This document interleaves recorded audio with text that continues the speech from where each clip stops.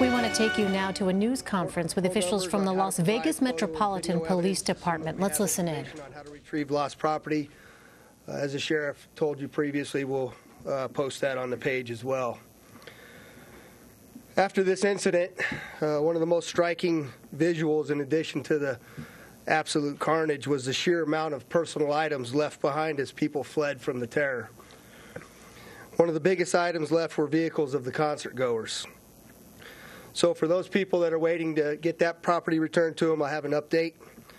There's a dirt lot on the corner of Giles Street, Giles, between Alibaba and Mandalay Road. There's approximately 150 vehicles over there that citizens have not yet been able to recover. Those cars can now be picked up by the registered owner by meeting officers at the corner of Reno and Koval.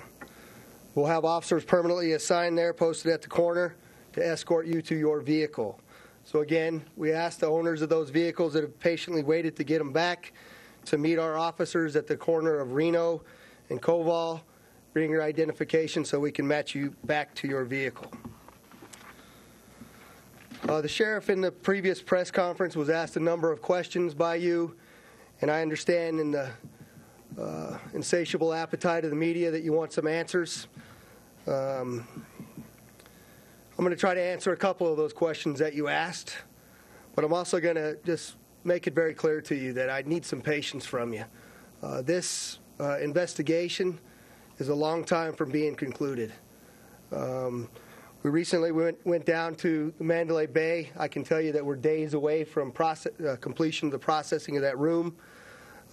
We're getting very close to the completion of the processing of the site. We have a significant amount of time left there as well. However, the southbound portion of Las Vegas Boulevard is now completely open. We are also working diligently as we speak. I believe we just opened up 2 of the northbound lanes, and the completion of the northbound lanes should occur sometime this evening.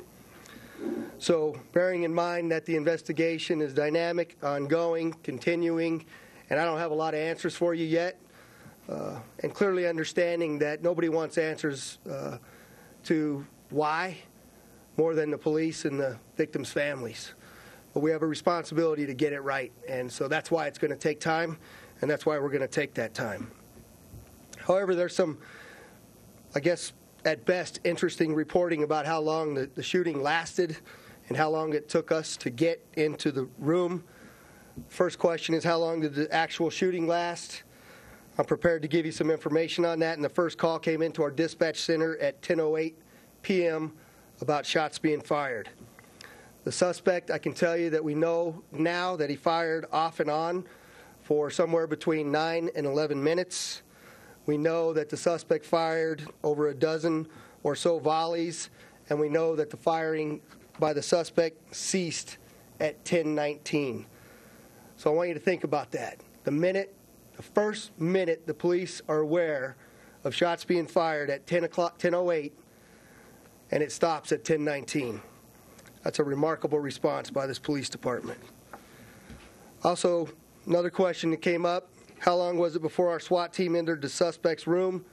Somebody said you heard that it was 72 minutes, and if why so long? As I just mentioned to you, and as the sheriff mentioned previously in the briefing, we had patrol officers actually working another event at the Mandalay Bay who heard the shooting, and they took it upon themselves to form up into a team, enter the stairwell, begin ascending the floors, and also evacuating hotel guests. The SWAT team had to arrive first at the Mandalay Bay before they could take any action. As I mentioned earlier, there was a very heroic security guard who was shot during the search for that suspect. That security guard went up to the room. He was advancing towards the room when the suspect fired through the door at the security guard and struck him. He was able to provide additional information to the police on exactly which room that we were looking at. However, at that time, it's important to note that the shooting had stopped. We're considering it a barricade at that point because it's no longer an active shooter. We're not hearing any further shots. The floors had already been evacuated of the guests. The suspect was now isolated and contained within a room. at the point that the SWAT team made their decision based on when it was appropriate to enter. I want to make it clear again to you that while there was that slight delay, the suspect was no longer firing into the crowd. There was a question about the validity of the crime scene photos that somebody had leaked. I can confirm those are, in fact, photos from inside of the room. They're, in fact, photos of our suspect. And as the sheriff mentioned previously, we have all opened up an internal investigation to determine the source of the leaks of those photos to the public. You asked what we found in the suspect's room, and the sheriff spoke a little bit about cameras being located. To clarify, there were 2 cameras located in the hallway so that the suspect could watch as law enforcement or security approached his room.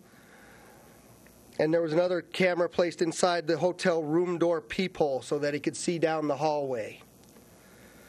At this point, you had a number of questions about the weapons, and the SAC from the ATF to my right, Jill Schneider, will answer or provide a statement to you, but not take any questions. Good evening. I'm Special Agent in Charge Jill Snyder of ATF San Francisco Field Division. Special agents from the San Francisco Field Division's Las Vegas Field Office responded to the shooting that occurred on Sunday. Additional agents from other locations within the San Francisco Field Division, as well as agents from ATF's Los Angeles, Dallas, Phoenix, and Boston Field Divisions, have been working on this investigation. We know that you have many questions regarding the firearms in this case. There's also been a lot of unofficial information being reported regarding the guns. We'd like to clear up any conflicting information regarding the number of firearms and the current status of the trace information.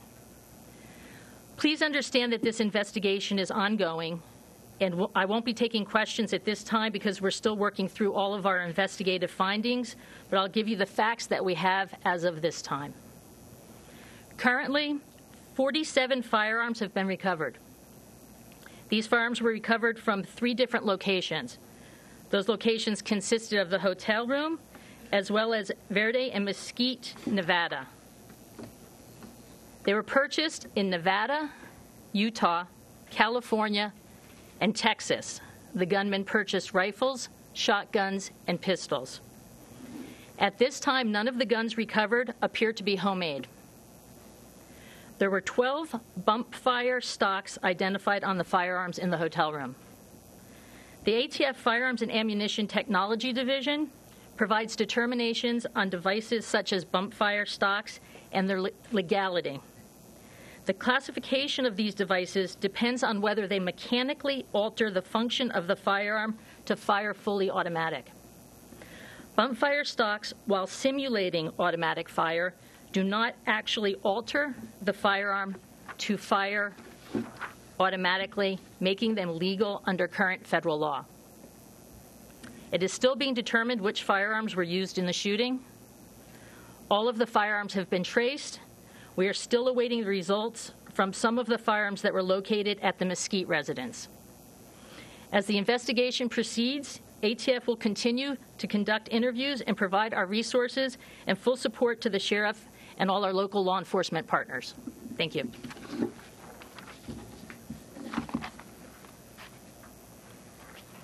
Thank you.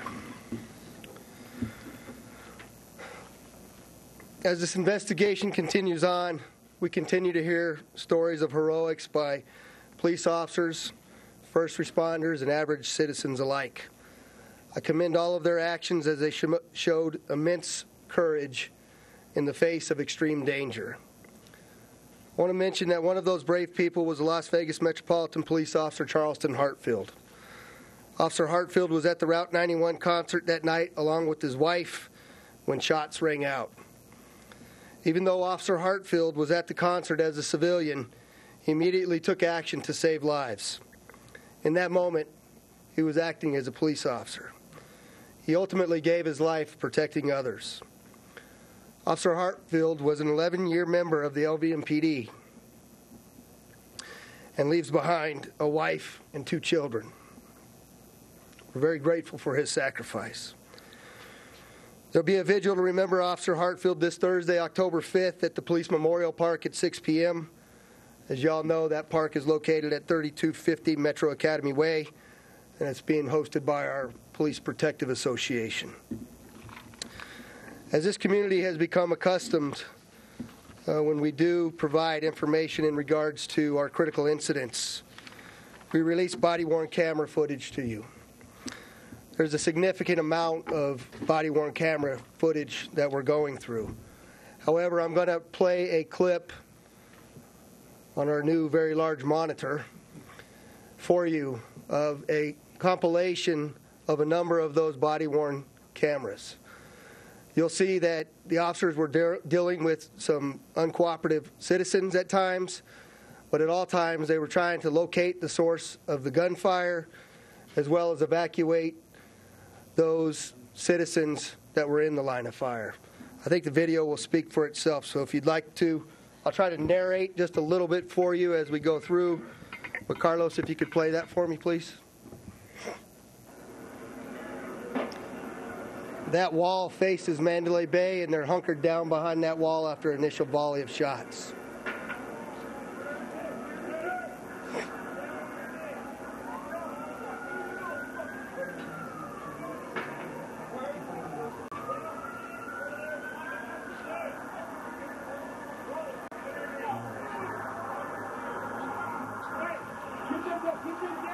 Hey, you guys! Get down! Go that way! Get out of here! There's gunshots coming from over there! Go that way! Go that way!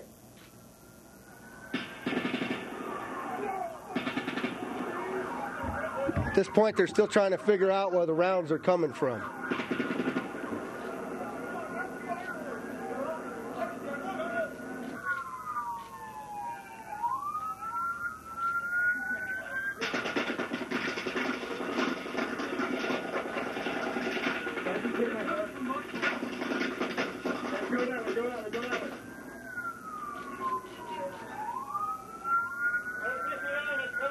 Hey, they're shooting right at us, guys. Everybody stay down. Stay down. Where's it at? Come on, put the Mandalay Bay and clear out the window. They get behind cover. Just a couple of officers hunkered down next to a patrol vehicle on Las Vegas Boulevard when one of our officers gets shot.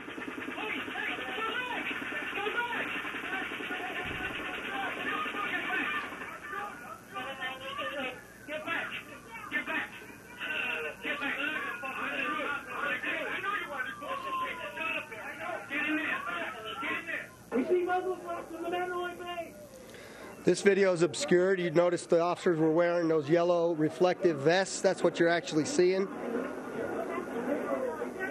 Everybody get down, get down, get down, get down.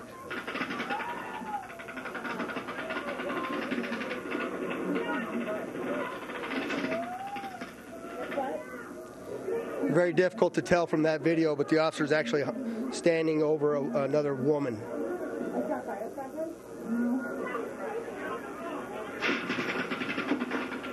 Get down, get down, get down.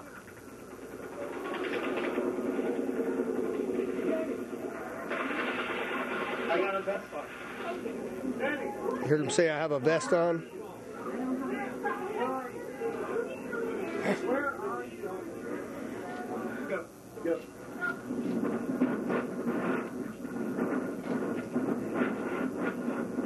This way, this way, this way, this way, this way. Go, go, go, go, go. That way, that way, that way, that way.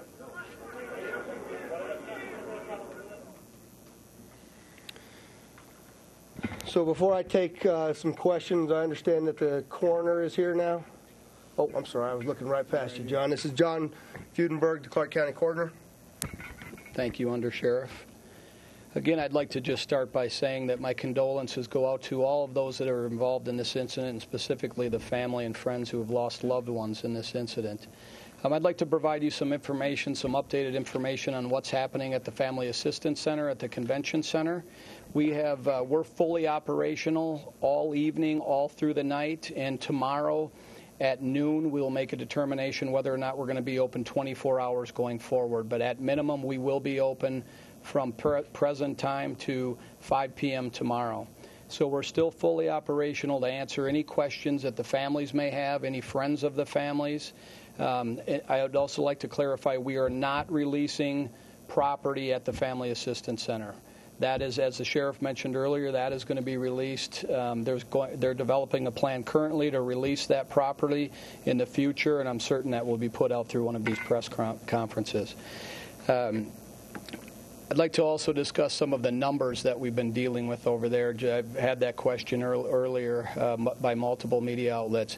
It's estimated we've served well over 1,000 family members and friends there at the Family Assistance Center. We're providing all sorts of services to include bereavement services. And our staff at the Clark County Coroner's Office has been meeting with every family that comes in there, and I'd like to, again, thank them. They're an amazing group of people, and they've been doing an amazing job in serving these families. I think everybody, except for the families, would consider this a huge success at the Family Assistance Center, and rightfully so. I think the reason the families may not is because if they're waiting 1 minute longer for us to provide information, that's too long. So they've been very patient. I appreciate that, and I just want to send a message to them that we are doing everything we can to communicate with them and get them the information that they need. If they want to come down to the Family Assistance Center, we're there to receive them and communicate with them. If they're not able to attend the Family Assistance Center, I'd like to provide you with a phone number that has been previously published, and that is within the state of Nevada, 211. Outside of the state of Nevada, that's 1-866-535-5654. We have call takers standing by to take missing persons reports. I believe that's tailored off quite a bit. To date, we have received over 3,000 missing persons reports. And I'd like to clarify what that means so people don't misreport the intent of that number or the intent of me giving you that number. That by no means means that we have 3,000 people missing. We believe that all 59 of the deceased are identified tentatively. We're working on positively identifying the rest of them, and we believe that will happen by the end of this evening. We estimate in between 9 and 10 p.m. So that's very normal for us to receive an excessive amount of missing persons reports, missing persons report following an incident like that. So again, that by no means we have outstanding missing persons. We have very detailed manifest, and we believe that everybody involved in the incident from the decedent standpoint is accounted for, and we're waiting to communicate that with their families. So I'm available to answer any questions that you may have. I have limited time to answer questions, so I'll take a few. Yes, go ahead. Did everybody who died die of gunshot wounds? Excuse me? Everybody who died, did they die of gunshot wounds? Yes, the majority of them did. I'm not at liberty to tell you whether or not all of them did die as a result of gunshot wounds, simply because I don't know at this point. How long until a list or names are released? I'm working with the Metropolitan Police Department to develop that list, and we'll make that public. I would imagine that's not going to happen until at the earliest tomorrow morning. The 3 victims that the sheriff mentioned earlier have not been identified. Is that because their families have not been able to come and identify them? Do you have any information on that? We have, as I spoke to earlier, we have tentatively identified them, but we're working on some confirmation issues, and I'm confident they will all be identified. We believe we know who every single one of them is. It's just a matter of confirming that. We don't have the liberty to make any mistakes, so we've got to get it right. As the undersheriff mentioned earlier, we've got to get this right, so we need your patience, and we're going to work through the night to get that right, and I'm hopeful that we'll have all of those confirmed by tomorrow morning and the families notified. Yes, sir. Sir, you said the majority died of gunshot wounds. Are we, when we get the totals and everything, the specific cause, are we going to find some who did not die of gunshot wounds, you believe? I don't believe so, but again, I can't confirm that right now. Mr. Coroner, have you completed an autopsy on Mr. Banner? I'm not going to speak to the details of the examinations at this point. Completed it? Excuse me? Have you completed it? Again, I'm not going to speak to any of the details of the examinations at this point, primarily out of respect for the families, Ken. I hope you understand that. Yes. Did you have a question? Can you describe the process for getting victims back Well, that's quite a lengthy process, but in a nutshell, the families of the decedents will make arrangements with the local area mortuaries, and they are the folks that provide details and provide the transportation back to their home states. Yes, one last question, if you would. Do you have an estimated percentage of how many victims were local and how many were I don't have that estimation, but we're putting that together, and we should have that by the time our list is finalized and confirmed. Does the 59 include the shooter or not? It does not. Excuse me. Could you I'm not sure I understood that, and I want to give you accurate information. If the figure 59 dead includes the shooter. No. We have 58 dead plus the shooter for a total of 59. And when you release the list, are you going to post it online at the same time you announce the last year? This is the last question. I don't know, Okay. but that will be announced through one of these press conferences, probably later today or most likely tomorrow at some point. And that's all the questions I'm going to take. Thank you very much for your time. Changing that number? I can clarify the 59. We have confirmed 59 dead in our office. Yes. 58 plus the shooter for a total of 59, and that is confirmed. Okay? Thank you very much, Undersheriff. You're welcome. Thank you. Mr. Undersheriff, that leads to the initial question. I didn't call on you first, Ken. But go ahead. Is there another death somewhere else?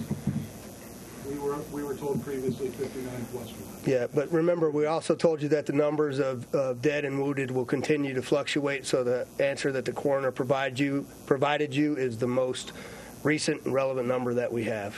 I'm sure.